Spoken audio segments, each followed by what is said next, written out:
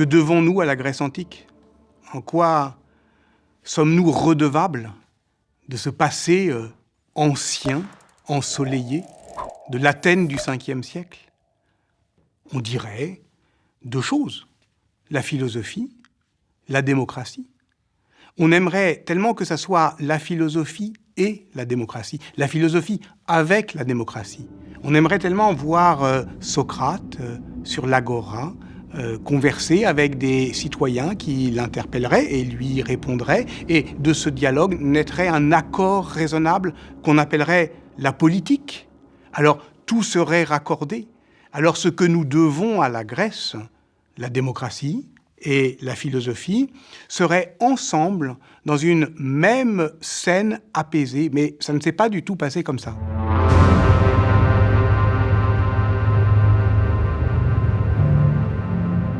À cette scène rêvée, on peut en effet en opposer une autre, bien réelle, qui, d'une certaine manière, est le cauchemar de la démocratie. Nous sommes sur l'Agora, en 399 avant notre ère, et des citoyens mettent en accusation Socrate. On l'accuse de ne pas reconnaître les dieux de la cité, d'introduire des divinités nouvelles et de corrompre la jeunesse. On va le juger et le condamner à mort. Mais pour rendre à la légende socratique des contours un peu plus nets, il convient d'abord de répondre à une question simple.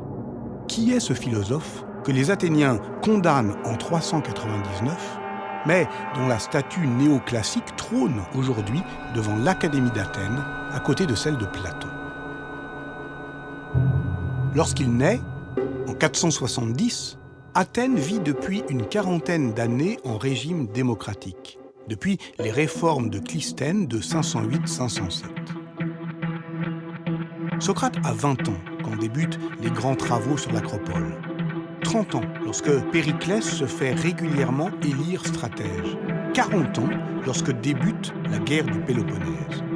Il accompagne donc toute l'histoire athénienne du 5e siècle.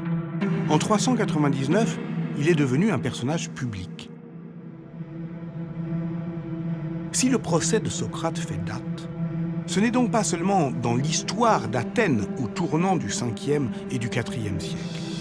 D'une certaine manière, ce scandale est encore le nôtre aujourd'hui. Et l'affaire Socrate continue jusqu'à nous, comme si l'on ne cessait, depuis lors, d'instruire le procès de la démocratie.